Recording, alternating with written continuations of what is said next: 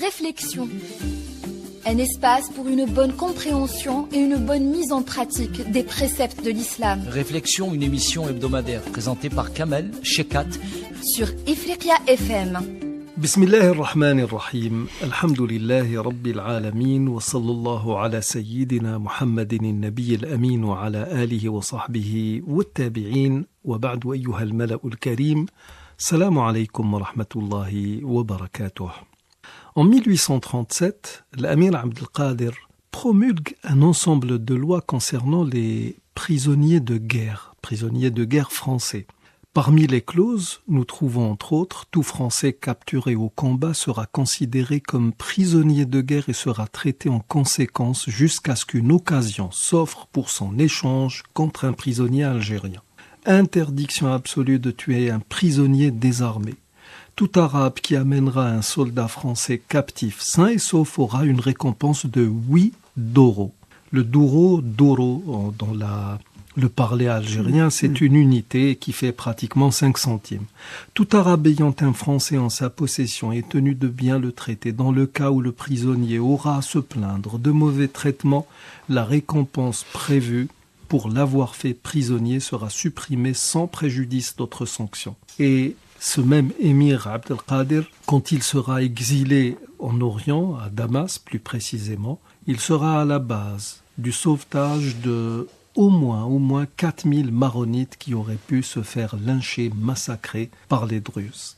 Ceci se passe dans des conditions un peu spéciales, dans la mesure où les clauses que vous venez d'entendre concernent une charte éthique liée aux prisonniers de guerre, alors que les Français ont fait preuve d'inhumanité totale envers les Algériens. Ainsi, c'est de cette manière que répondait l'Amir Abdelkader à leurs exactions.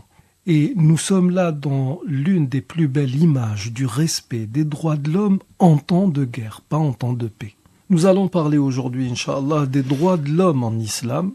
Vous venez d'avoir une idée de ce qu'est le respect des droits de l'homme en temps de guerre. Nous allons voir en quoi cela consiste-t-il en temps de paix, essentiellement. Nous avons donc, comme à l'accoutumée, nous avons le plaisir d'avoir avec nous Monsieur Messaoud Boujnoun du Haut Conseil islamique et Dr Issam Dahawi, auteur et chercheur. Et je commencerai avec vous, Monsieur Boujnoun. Que pourrait-on dire pour ouvrir cette émission ? أعوذ بالله من الشيطان الرجيم بسم الله الرحمن الرحيم والصلاة والسلام على أشرف المرسلين وعلى آله وصحبه أجمعين. Tout d'abord, il faudrait dire que l'être humain en tant que tel, considéré comme a été honoré en islam. Le Coran, le noble Coran, est le seul texte religieux dans le monde qui dit que l'homme a été honoré. L'être humain. Nous avons en fait honoré les fils d'Adam. Les fils d'Adam, exactement. Les êtres humains. Nous avons transporté sur mer et sur terre. Et là, le Coran précise bien les fils d'Adam. Le genre humain. Exactement, le genre humain. Donc, ça ne concerne pas uniquement les croyants, mais ça concerne l'être humain en tant que tel. Pas les musulmans. Exactement. Exclusivement. Donc, à ce titre, l'islam accorde à l'être humain une grande considération et un grand respect pour ses droits. L'islam a interdit les injustices, quelles qu'elles soient, que ce soit à l'encontre des croyants ou des incroyants ou de n'importe quelle personne appartenant à n'importe quelle confession. Dans le Coran, on trouve plusieurs versets qui fustigent les injustices contre le genre humain.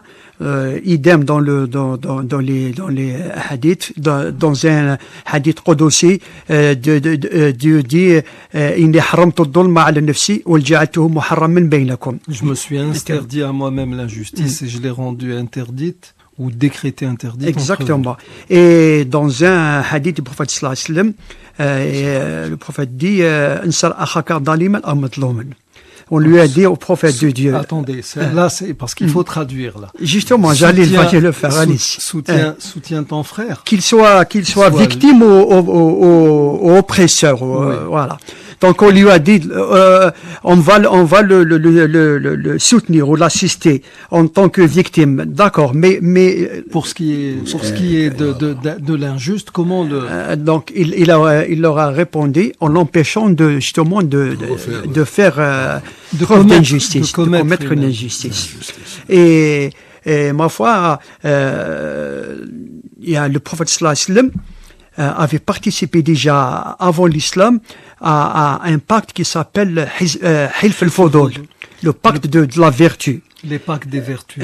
Donc ce pacte consiste justement à soutenir et à assister toute personne victime d'une injustice. Bon alors pour la petite histoire et pour mettre un peu, comme dirait l'autre, nos auditeurs au parfum, c'est un Yéménite venant de la tribu de Zabid qui a été spolié à la Mecque par un riche commerçant. Et il n'avait d'autre recours que de crier à tue-tête qu'il avait été donc traité de manière inique. Et les gens vertueux de la Mecque se sont réunis et ont conclu un pacte de ne jamais laisser commettre une injustice de la part de l'un des leurs contre un étranger. Exactement. Et le messager de Dieu, alayhi salam, en tant que personne notable déjà et puis vertueuse, avait participé à ce pacte et il a même dit, après la révélation, si je suis invité à participer à un tel pacte en islam, même avec des mécréants, exactement, je participerai volontiers. Oui. Donc et le Coran, subhanallah, on trouve dans le Coran un verset incroyable, s'agissant justement d'un musulman qui avait commis un vol. Il avait volé un bouclier et il avait caché chez un juif, sans que le juif n'ait connaissance de cet acte. Et lorsque la chose elle est devenue publique, donc le musulman a accusé le juif d'être l'auteur du vol. Ouais. Le juif, bien sûr, a nié, il a protesté. Et les proches du musulman sont venus chez le prophète sallallahu alayhi wa sallam ils avaient peur du scandale. Donc ils lui ont dit que c'était le juif qui avait commis le vol et leurs proches étaient innocents. Le prophète sallallahu alayhi wa sallam avait failli les croire. Mais il y a ensuite un verset du Coran, plusieurs versets qui sont descendus et incroyables. Inna anzalna alayka al-kitaba bil haqq litahkuma bayna an-nasi bima araka Allah wa la takun lil kha'inina khasiman. Et les versets, il y a eu plusieurs versets. Nous t'avons révélé le livre en vérité, avec la vérité, afin que tu juges entre les gens d'après ce que Dieu t'a fait voir ou t'a révélé, et ne sois pas l'avocat des traîtres. Oui. Donc le Coran a innocenté le juif, et il a révélé la vérité comme quoi ce n'est pas le juif qui avait commis le vol. Oui. Donc c'est pour dire combien l'islam interdit l'injustice quelle qu'elle soit, même à l'encontre de et d'ailleurs il y a un verset du Coran qui dit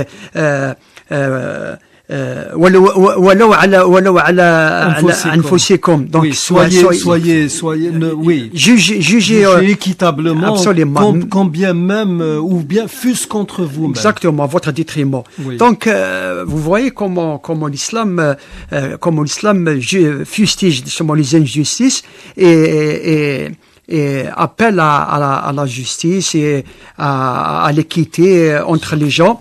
Et vous vous rappelez, on se rappelait tous la fameuse phrase de Omar ibn Khattab radiyallahu anhu, lorsque le fils de Amr ibn al-As avait frappé un copte chrétien qui n'était pas musulman, et lorsque Omar avait appris la chose, il s'est écrié et il avait donné raison aux chrétiens en lui disant de prendre sa revanche contre figurez-vous, le fils du gouverneur de l'Égypte Amr ibn al-As, qui était un grand compagnon. Les deux ont été, autant Amr ibn al-As que son fils ont été punis. Oui, mais il paraît que le copte avait refusé de frapper, mais Omar ibn Khattab l'a fait. Exactement. Oui. Alors figurez-vous, voyez comment l'islam justement interdit les injustices, voilà, en guise d'introduction. Oui. Alors, notre ami Issam Dahawi, qu'est-ce que cela apporterait-il de respecter justement ces droits de l'homme? Quand nous étudions l'histoire de l'islam, l'histoire de la civilisation musulmane, nous nous rendons compte qu'il y a eu beaucoup de noms qui appartiennent à des non-musulmans. Maïmonide, entre autres. Bon, nous citons énormément Ibn Maïmonide, mais il y a énormément de chrétiens qui se sont illustrés dans la civilisation musulmane. Le premier directeur de Dar al-Hikmah, c'était un chrétien. Oui. C'est connu à Bagdad. Il n'y avait pas de discrimination sur le plan scientifique. Du tout, oui. Comme maintenant, l'Occident, nous nous rendons compte que tous leurs grands savants, soi-disant, Newton, même Einstein, sous peu, vous allez voir, amis auditeurs, que ce n'était pas un si grand savant que cela.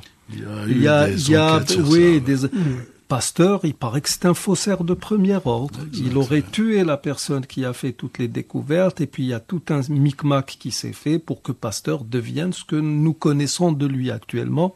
Ce n'est pas le grand homme de science qu'on connaît. Et donc, l'islam n'a pas fait de discrimination au niveau même, justement, même là, l'intellectuel a été respecté pour ce qu'il portait comme savoir. Et que pourrait-on dire à ce sujet? Salam alaykum wa rahmatullah wa salatu wa salam ala rasulillah sallallahu alayhi wa sallam. Vous savez, parfois, on veut cacher l'histoire. On veut essayer de modifier même l'histoire et de dire que ça a été fait par X et Y. Alors, au fond, par exemple, je vais vous dire une chose. D'ailleurs, l'astronomie elle-même, elle reconnaît l'existence de ces savants arabes, musulmans. Ils peuvent pas le nier. Les premiers sites étaient arabes. La majorité des constellations ont des noms arabes. Exactement. Ensuite, les grands géographes et les grands navigateurs, c'était tous des arabes. Mais bien sûr.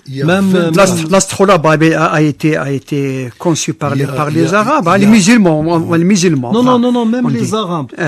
Même les Arabes, même de l'ère anté-islamique, parmi les premières cartes du ciel qui existent sont des cartes arabes, qu'on le veuille ou non. Oui. C'est-à-dire que ils peuvent absolument rien cacher là-dessus.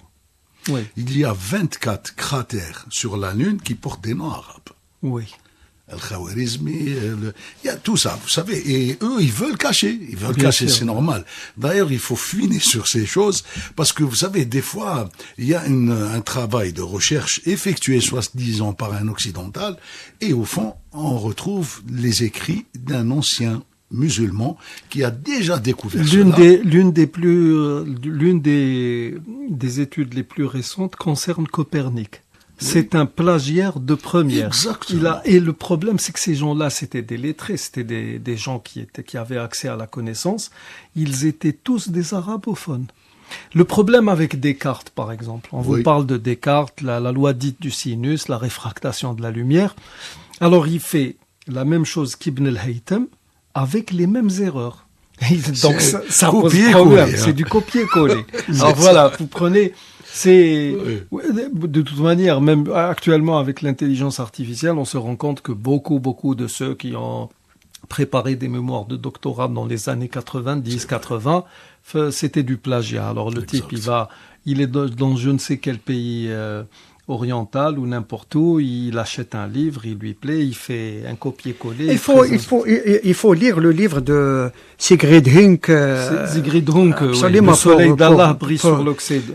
Pour découvrir justement Il faut savoir une chose au niveau de l'Andalousie. Vous savez, quand ils ont repris, soi-disant, l'Andalousie, ils avaient pris tous les livres intéressants, et ils les ont traduits. Et les autres, ils les ont jetés dans la grande rivière. Juste en face, il y a des traces. Donc vous voyez que, bon, c'est vrai que, on va dire que le colonialisme, vous prenez par exemple les trucs intellectuels, c'est de bonne guerre, mais au moins laissez des preuves, laissez des traces, et dire que c'est des X a trouvé ça et pas un autre. Oui. Vous voyez. Donc il faut être juste dans la vie. Et si on revoit par exemple la civilisation musulmane, quand les Arabes ils sont rentrés victorieux à la Mecque, Rasulullah sallallahu alayhi wa sallam, il avait dit quoi? Et pourtant, il y avait toute une histoire derrière. Tolaqa, là, ceux qui rentrent dans la maison de Abu Sufyan, il va être en paix. Et après, par la suite, il leur a dit, les hommes qui sont, par exemple, des intellectuels, il faut apprendre aux petits garçons. Ça, c'était après la bataille de Badr. Mais vous voyez qu'il y a une tolérance, il y a une justice. Et c'est comme ça que l'islam il s'est propagé, c'est à travers les actes. Et justement, il a fait allusion au traitement des prisonniers par l'Amir Abdelkader. Vous savez que les fondateurs de la Croix-Rouge se sont inspirés justement du comportement de l'Amir Abdelkader. Oui, et la Croix-Rouge, pour ceux qui ne le savent pas, c'est les chevaliers de l'ordre de Malte. C'est un ordre religieux ultra criminel. Exactement. C'est pire que la mafia. Et c'est eux qui ont créé la Croix-Rouge, et c'est eux qui ont actuellement, en plus, alors ils peuvent se targuer d'avoir créé la Croix-Rouge, j'en passe, mais il n'en demeure pas moins qu'ils ont même actuellement des armées privées de mercenaires, comme, je ne sais pas si Blackwater leur appartient, mais ils ont des armées, ils vivent dans un territoire exterritorialisé de je ne sais combien d'hectares, et ils sont reconnus dans 125 pays, ils ont même leur propre passeport. C'est comme la France qui se targue d'être la patrie des droits de l'homme, mais lorsqu'on étudie son histoire, c'est une histoire jalonnée de crimes, de massacres, que ce soit entre les Français. La Révolution française a entraîné des massacres incroyables, là. Oui. Même la famille royale a été décimée, même des enfants de 5-6 ans ont été massacrés. Hein. Les enfumades. Exactement, et les enfumades ici en Algérie, les massacres et ainsi de suite. Même nos morts n'ont pas été épargnés. Hein. Mais bien sûr, les crânes des résistants algériens qui se trouvent jusqu'à maintenant dans les musées en France. Hein. Non, mais les morts, on ne les laisse pas. Les morts, quand vous allez à Saht Chouhada, les gens ne le savent pas, vous. D'ailleurs, il y a un endroit où il y a eu des fouilles, ensuite le terrain il a été laissé tel quel, parce que c'est des cimetières millénaires. Et les Français, ils ont défoncé les cimetières, ils ont emporté les ossements des Algériens. Oui, pour en faire des... Pour le blanchiment du gypse, et certains même les utilisaient dans le traitement du sucre. C'est pour ça qu'il y avait même une fatwa de l'Amir Abdelkader interdisant aux musulmans de consommer le sucre français. Les ossements ont été utilisés. Et comment est-ce qu'on l'a su? Bon, à l'époque, bien sûr, tout le monde le savait, mais alors c'est Jeremy Bentham, l'homme qui a inventé le mot déontologie. C'est un philosophe anglais qui en parle dans The Westminster Review. Se basant sur un article du Sémaphore de Marseille du 2 mars 1832, où un docteur Ségaud s'est plaint des ossements qui arrivaient, qui étaient encore charnus, c'est-à-dire qui contenaient de la chair. Il disait, il faut défoncer les vieilles tombes, pas les plus récentes. Parce qu'on a besoin d'ossements, pas de chair. Vous imaginez, donc même les morts n'ont pas été épargnés. Il y a eu déjà un incident au niveau de Jamak Tchawa. 4000 fidèles. Tués, et ils étaient là, debout, pacifiquement. Ils n'avaient pas d'armes. Des femmes et des hommes. Ils ont refusé que leur mosquée soit transformée en écurie. En cathédrale. Non, ils devaient, au début, c'était une écurie, c'est vrai. Et par la suite, quand ils ont tué même les femmes et les hommes, il y avait des femmes, ils portaient le khilkhal, là, le fameux truc, une sorte de bijou. Oui. Ils mettaient ça dans les pieds. Alors, les soldats français, ils coupaient carrément le pied pour enlever ou bien alors la main pour enlever les bagues. Oui. Mais en tout cas, les Français ont démenti la chose. Hein. Il faut le savoir. Ils ont démenti la chose. Ils ont dit, c'est faux, c'était pas 4000 personnes. 2000 seulement. Mais c'est écrit dans... Ah ouais, 2000, parce que 2000, c'est peu. Non mais attendez, 2000 seulement. 2000, non mais c'est attendez, rien, en une demi-journée, 2000, vous avez le sang qui coule jusqu'à la mer. Ouais, non mais attendez, 2000, non, c'est c'est faux. peu. 4000. Ah. Non, c'était pas 4000, c'était à peine 2000. Et tout ça, ça fait partie de la conception européocentriste des Européens. Nous sommes les meilleurs sur le plan des droits de l'homme. Oui. Exactement, nous sommes les meilleurs sur le plan de la civilisation. Et vous, les musulmans, donc vous êtes des infra-humains. Donc vous n'avez pas droit à la vie, à la civilisation, je ne sais pas quoi. Et vous savez que les Européens se croient toujours les détenteurs du progrès, de la civilisation, des droits de l'homme. Il y a un livre qui a été écrit par un ancien sénateur turc qui était contre le califat ottoman. C'était un laïc qui s'appelait Ahmed Rida Bey. Qui avait fui le califat ottoman, il s'est installé en France. Après avoir vécu plusieurs années en France, il a constaté combien les Européens sont racistes, suprémacistes, comme a dit Shkat. Donc, il a écrit un livre où il a dit, entre autres, malgré, je le cite, malgré leur prétendue émancipation, la plupart des Occidentaux partagent encore les idées de leurs ancêtres, les croisés. Les mobiles profonds de leurs actes n'ont pas changé non plus. Donc, ils ont toujours cette mentalité de croiser. Ils voient les musulmans des ennemis potentiels, des adversaires, ainsi de suite. Oui. Là, ça relève de la psychologie intrinsèque de cet Européen qui est. Nous avons un adage qui dit Yadunnu al-mar'u ma fihi. Les gens ont tendance à penser des autres ce qu'ils savent d'eux-mêmes. Ils sont prédateurs, que vous le vouliez ou non. D'ailleurs, même quand cette manière de se camoufler, de se cacher derrière les croisades. La croisade, c'était normalement quelque chose qui visait à redorer le blason du christianisme. C'était on défend le Christ, alayhi salam, et j'en passe. Mais enfin, c'était tout simplement, il y avait des intérêts politiques derrière.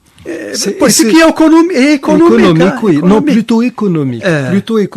Puisque, d'ailleurs, de nos jours, avec ce qui se passe actuellement en Iran, les grands analystes nous parlent justement de la guerre en elle-même. Alors, vous attaquez, vous agressez un pays alors que vous êtes en pleine négociation. On appelle ça normalement une traîtrise. Absolument. Oui. Ensuite, il y avait... Alors que le Coran dit ce qui a été fait par les... Et le problème là, c'est que maintenant, nous savons que ce qui est visé, ce n'est ni le potentiel nucléaire de l'Iran, ni quoi que ce soit de ce genre, c'est beaucoup plus une manière d'affaiblir l'économie chinoise, parce que voilà, ça devient... Le pétrole, le gaz, et l'histoire se refait. Il y a beaucoup il y a Alfred Guillaume qui était un grand orientaliste et qui a travaillé dans l'Arab Bureau, qui était une agence d'espions sous la coupe ou bien la direction de les deux, l'anglais, le britannique et le français, Sykes-Picot. Il était sous la direction de Mark Sykes, si je ne m'abuse. Et donc, lui-même dit en parlant des croisades, que c'était l'objectif, il était économique, il n'avait rien à voir avec la religion. Et même maintenant, quand vous avez des sénateurs américains qui vont soi-disant à Jérusalem, et j'en passe, ils vont là-bas, ils vont vers le mur des lamentations qui n'existe que depuis 1916. Ils vont faire du satanisme, mais personne ne va à l'église de la Nativité. Ils ont dit à l'époque des croisades que nous allons délivrer le Saint-Sépulcre. Oui. Le tombeau soi-disant le tombeau du Christ. Oui. Alors que à l'époque les chrétiens avaient la liberté totale de visiter le sanctuaire, de pratiquer leur rite. Omar Khattab avait conclu un traité avec eux. Donc c'était un faux prétexte, sûrement comme a dit c'est-à-dire Shkat pour mettre main basse sur les richesses fabuleuses du Moyen-Orient. Tout simplement. De toute manière, en parlant justement de ces richesses, même après Salah ad-Din, quand ils ont quitté Jérusalem, c'est la majorité de ceux qui devaient rester sous l'esclavage, c'est Salah ad-Din al-Ayyubi, son frère et son fils qui les ont délivrés en payant la rançon. Les hauts dignitaires de l'église de Rome, ils sont pas repartis avec tous les trésors. Ils n'ont payé pour personne. Pour ce qui est de Omar ibn Khattab, bien avant, nous avons le pacte omarien, où il est dit, donc, au nom de Dieu, le miséricordieux, le très miséricordieux, du serviteur de Dieu et commandeur des croyants Omar, les habitants de Jérusalem sont assurés de la sécurité de leurs vies et de leurs biens. Leurs églises et croix seront préservées, leurs lieux de culte resteront intacts, ils ne pourront être confisqués ou détruits. Ce traité s'applique à tous les habitants de la cité. Les gens seront tout à fait libres de suivre leur religion. Ils ne devront subir aucune gêne ou trouble. Que dit un certain Dirks, qui était le chef des églises méthodistes des États-Unis, qui s'est converti à l'islam? Il dit « Les portes de la ville étaient ouvertes. Omar se dirigea directement vers le temple de David. » Masjid al-Aqsa actuellement, il fit sa prière sous l'arche de David. Il visita ensuite la plus grande église de la ville. Il s'y trouvait justement lorsque vint l'heure de la prière de l'après-midi, Salat al-Asr. Tu peux faire ta prière dans l'église, dit Sophrone de Jérusalem. Non, dit Omar. Si je fais cela, il pourrait arriver un jour que les musulmans prennent cette excuse pour s'emparer de votre église. Oui, disons, Omar a fait sa prière ici, ça nous appartient. Comme ils ont l'habitude de faire eux-mêmes. Bon, il n'y a pas que, hein. Les hindous, ils viennent, ils vous disent, absolument. Oui, non, nous devons détruire le Taj Mahal parce que nous avons un dieu qui est né là-bas. Ils ont détruit une mosquée vieille de 5 ou 6 siècles, soit disant qu'un de leurs dieux est né. Oui. Ainsi, il préféra faire sa prière sur les marches de l'église. De plus, il donna un écrit à l'évêque qui stipulait que les marches ne devaient pas être utilisées pour la prière en commun ni pour l'appel à la prière. Et les Juifs qui revendiquent soi-disant le temple de Salomon, oui. En voulant détruire l'Aqsa, soi-disant qu'il a été bâti sur le temple de Salomon, le soi-disant temple de Salomon. Oui, il n'existe même pas. Malheureusement. Donc c'est tout ça qu'il va falloir se remémorer, cette histoire. Et puis ceux qui disent, bien sûr, maintenant, on nous a toujours accusés. Oui, voilà, moi, quand je vois des ignares, surtout sur les chaînes françaises, en train de dire, oui, les musulmans, la djizya, quand vous êtes un non-musulman. Mais attendez, les non-musulmans qui vivaient sous domination musulmane, ils étaient beaucoup plus sous protection de l'islam que sous domination, parce que cette djizya dont vous parlez, il y avait que le chef de famille qui l'a payée. Elle était bien en dessous de la zakat que payait chaque musulman.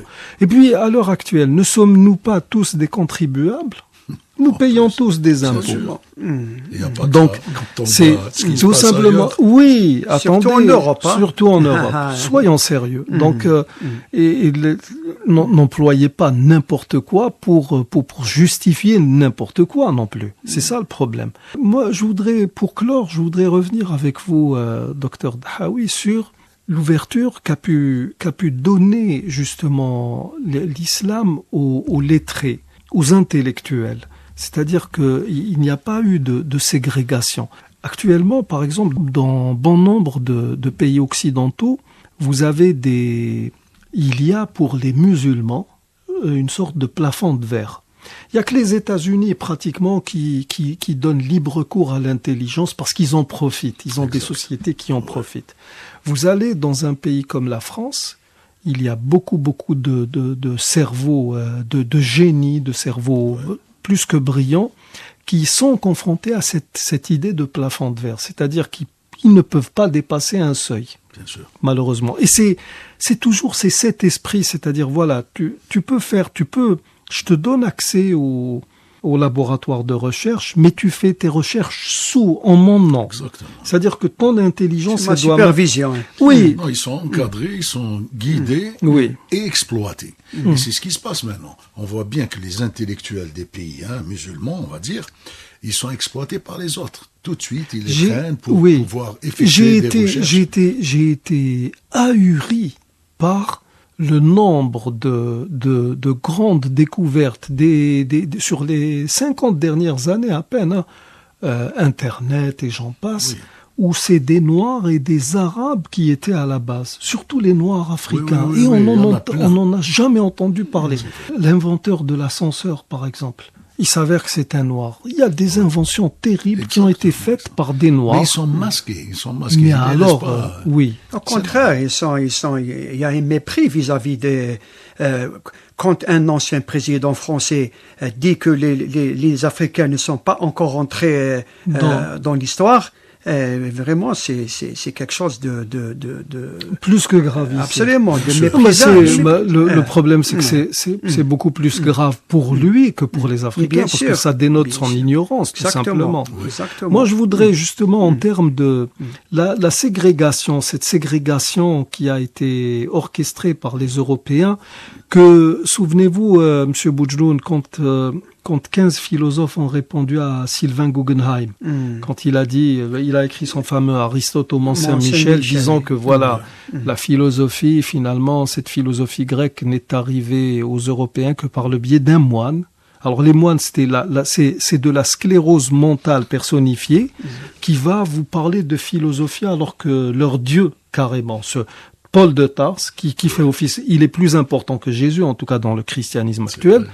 Il était contre la philosophie et les philosophes, soyons sérieux. Il dit que c'est un moine qui a tout transmis, et ceux qui ont répondu ont parlé d'islamophobie savante. Oui. Et il est là le problème, c'est que, par exemple, vous prenez quelqu'un comme Dante. Dante, on vous le présente comme un génie avec sa fameuse Divina Commedia. Un grand prêtre espagnol, Miguel Asini Palacios, a travaillé sur... il jouissait d'une bonne honnêteté intellectuelle. Il a travaillé sur Dante. Il a dit, Dante n'a rien inventé. C'est l'islam qui a produit tout cela. Isra al-Mi'raj. Oui. Isra al-Mi'raj. Et il a fallu qu'un certain Deheusch, avec son livre La transe et ses atours, disent que voilà, il n'y a pas de doute qu'il était dans la possibilité de Dante lire le texte traduit par Alphonse X, justement, de l'arabe, un texte qui s'appelait l'échelle de Mahomet, et qui parlait de l'ascension. Oui, l'ascension. Et ce texte a été traduit, il a été traduit en trois langues, normalement. Donc il y a en tout cas un peu avant, c'était au XIIIe siècle à peu près, donc Alphonse X, et il a été traduit au latin, au castillan et en ancien français, donc des traductions d'un texte arabe.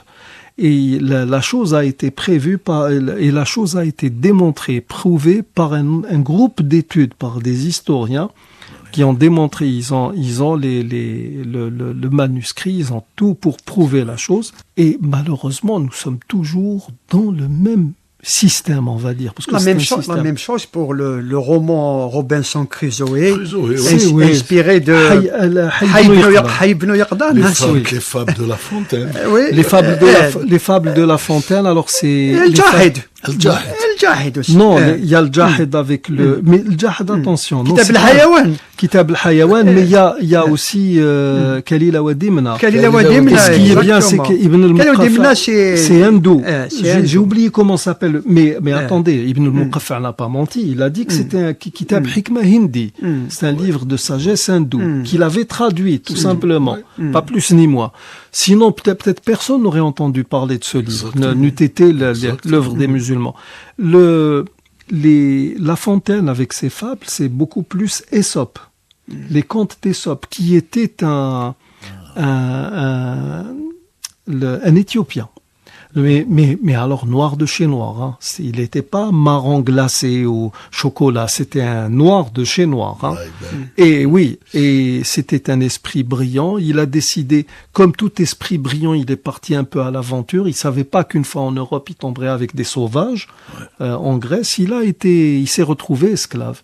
Et c'est quand ces gens-là se sont rendus compte qu'il était un esprit plus ou moins brillant, ils en ont fait un métèque, c'est-à-dire il avait un statut de pseudo-citoyen ou citoyen de second ordre, et c'est comme ça qu'on a commencé à parler d'Ésope, mais il y a 20 ans ou quelque chose comme ça, quand on parlait d'Ésope, on disait un auteur grec. Ce n'est que par la suite que ça, oui. Bien mais il y sûr. a un événement d'actualité. Je crois qu'il y a eu des Jeux olympiques dans des pays arabes dernièrement, parce que je suis pas très Olympique? olympique, je crois, non? Non, Les impossible. Jeux arabes, les Jeux Les Jeux arabes. arabes. Je Les crois. Jeux arabes. Non, mais il y a eu des étrangers, ils ont été là-bas, ils ont découvert la douchette. Oui, La douchette des toilettes. oui. Et c'est quelque chose d'extraordinaire. Ils ont pris ça pour pouvoir se nettoyer.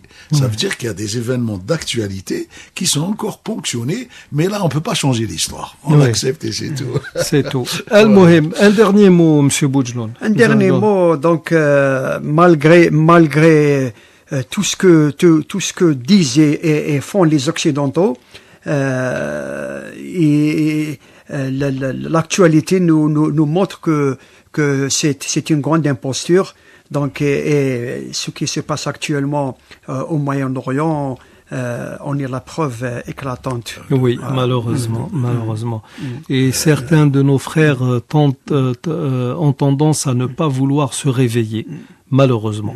Alors voici donc l'émission Amis auditeurs arrive à sa fin. Nous vous remercions de nous avoir prêté attention et d'ici notre prochain rendez-vous, nous vous disons Astaudi'ukumullah alladhi la tadi'u wada'i'uhu. Assalamu alaykum wa rahmatullahi wa barakatuh.